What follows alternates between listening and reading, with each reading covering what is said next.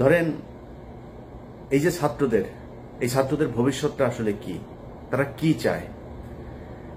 তারা যদি মনে করে যে আমাদের হাতে হাজার হাজার লক্ষ লক্ষ কোটি কোটি টাকা আসবে, আমরা এই কোটি কোটি টাকা দিয়ে তারপরে রাজনৈতিক দল গঠন করবো, এরকম দু একজনের কাছে শুনেছি।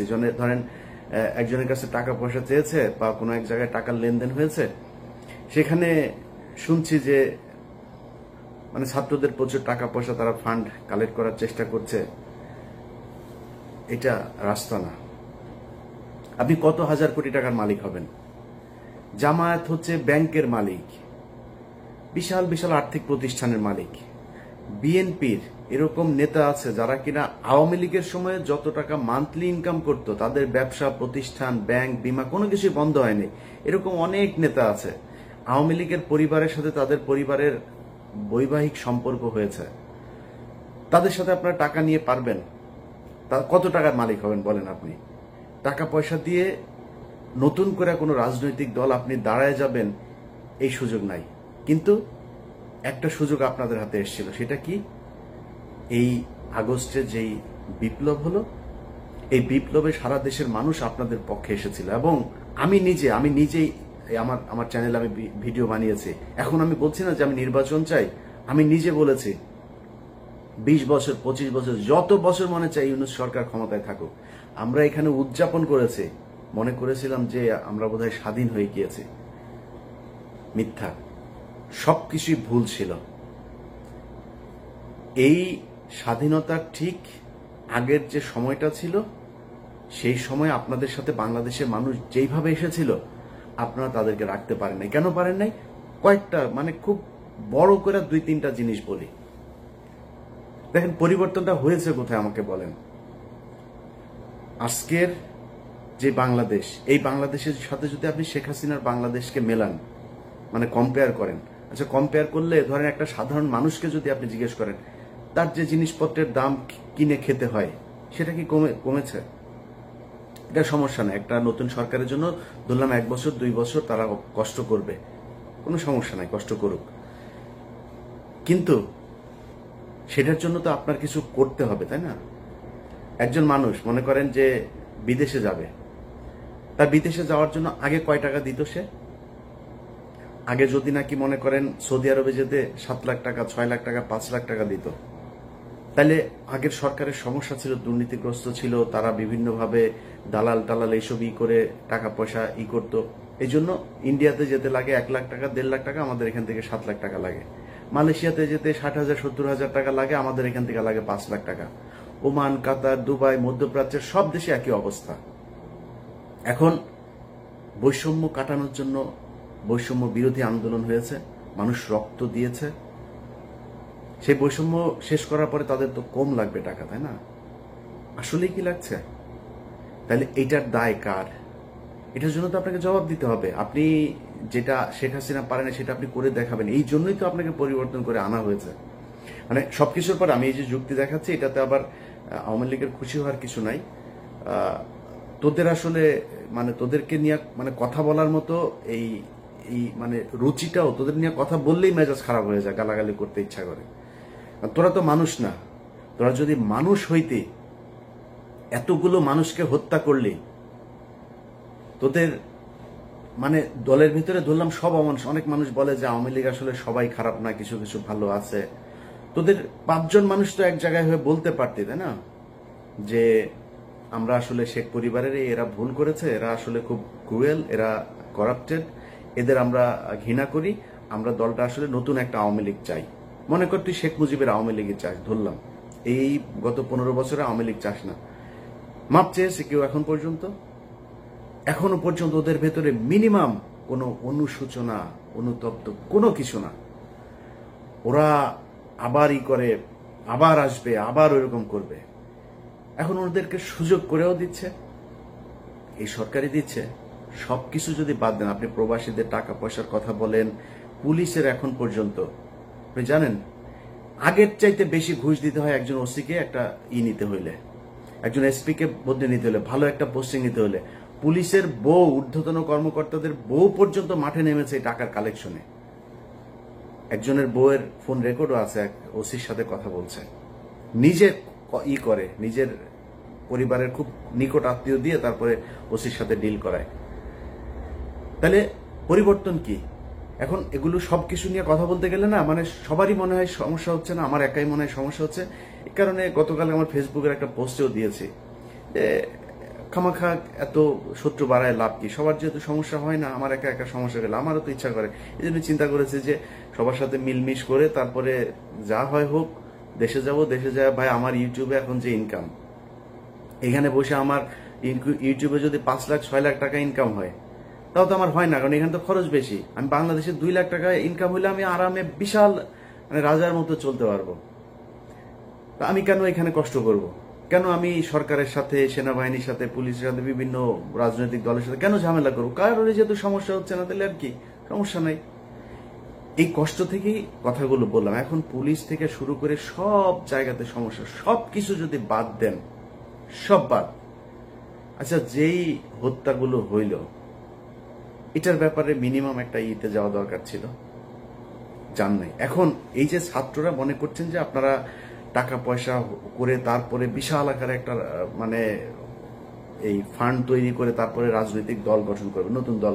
এই মাসে সম্ভবত আপনাদের নতুন দল আসবে। আপনার দলে মানুষ আসবে কেন আমাকে বলেন? কিসের জন্য আসবে? কোনো একটা কারণ থাকতে হবে তো। আপনি অন্য দলের চাইতে কোন জায়গায় ভিন্ন, যেই কারণে আপনার দলে আসবে? সেটা আসতে হলে অন্তত আমি মনে করি 2টা কাজ করতে হইতো। 1 নাম্বার, এই যে আওয়ামী লীগের যেই হত্যা মামলার আসামিগুলো, চিরুনি অভিযান চালায় প্রতিটা আসামিকে ধরতে হবে। ধরার পর তারপরে তাদের বিচার কি হবে, কে নির্দোষ কে দোষী, সেটা পরে আপনি করবেন, বিচার হবে, তদন্ত হবে, চার্জশিট যাবে, মামলার প্রক্রিয়া চলবে। যে দোষী হয় সে দোষী, যে নির্দোষী হয় সে খালাস পাবে, ছাড়া পাবে।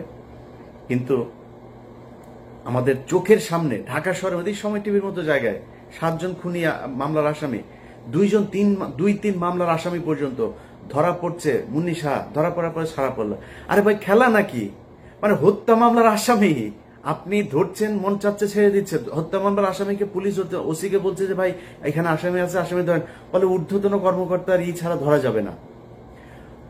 এই যে সিটিটিসি, আপনার এই যে সিটিটিসিতে আসাদুজ্জামান, তারপরে আসাদুজ্জামানের সাথে ওর এক স্টেনও ছিল নজরুল, হ্যাঁ, সে কয়েকদিন আমার নিয়ে ফেসবুকে পোস্ট করেছে। পুলিশের একজন এসআই সে আমার নিয়ে ফেসবুকে পোস্ট করে, মানে চ্যালেঞ্জ করে, তারা ধরতে পারবে না। শুনছি এর আবার এই বিভিন্ন তদবির করে এরা চাকরিতেও ঢুকছে। ডিবি, তারপরে গোলাম রাব্বানির ভাই পর্যন্ত এখনো পুলিশে চাকরি করে।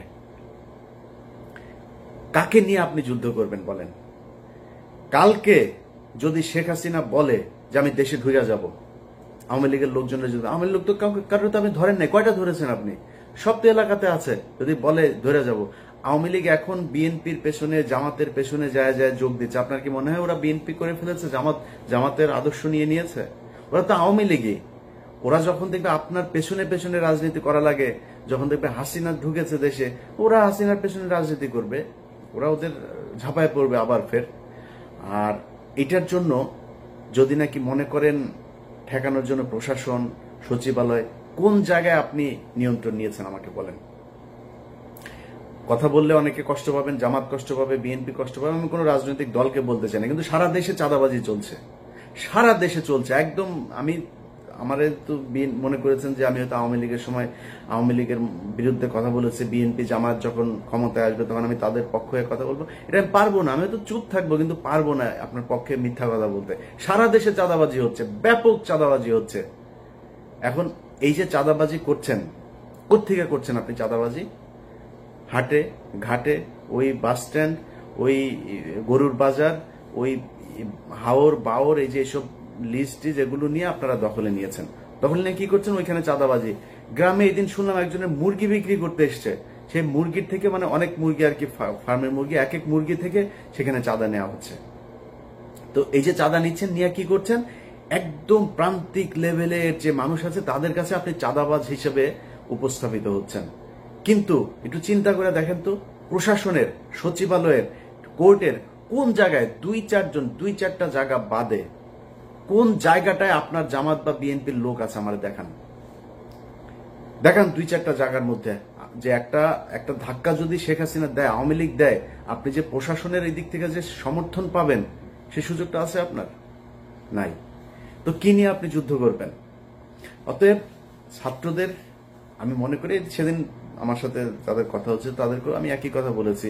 তারা বলছে যে আমরা আসলে অনেক কিছু চাইলেও পারছি না। তো আপনারা যদি পারছেন না, এটা কি মানুষ জানে? যেই হোক, মানে ছাত্রদের ভেতরে আমি কারণ নাম ধরছি না, যেই আমার সাথে যারই কথা হোক, যেই লেভেলেরই হোক, এ বলছে আমরা পারছি না। আপনারা পারছেন না এটা তো মানুষ জানে না। আমরা তো মনে করছি আপনারা সরকারের পার্টে আছেন, সরকারের সাথে কাজ করছেন মিলেমিশে, আপনারা যা চাচ্ছেন সরকার সেটাই করছে, সরকার যা করছে সেটাই আপনাদের কাজ। আমরা তো এটা মনে করছি। আপনাদের কথা যে সরকার শুনছে না সেটা তো বলতে হবে। বলতে হলে কি করতে হবে? সরকারের ছাত্রদের প্রতিনিধি যারা আছে তাদেরকে পদত্যাগ করতে হবে, করে রাস্তায় নেমে আসতে হবে। এর বাইরে নাম ধরে বলি, নাহিদ ভাই, আসিফ ভাই, হাসনাত ভাই, সার্জিস ভাই, যারা যারা আছেন, পিঠের চামড়া থাকবে না। যদি মনে করেন যে এই সরকার চলে যাবে আর বিএনপি আওয়ামী লীগ, বিএনপি বা জামাত ইসলাম আপনাদেরকে কোলে তুলে নিয়ে নাচবে, প্রশ্নে আসে না। আর আওয়ামী লীগ তো কত ভয়ঙ্কর হইতে হবে সেটা আপনাদেরকে বোঝানোর দরকার নাই, আপনারা জানেন।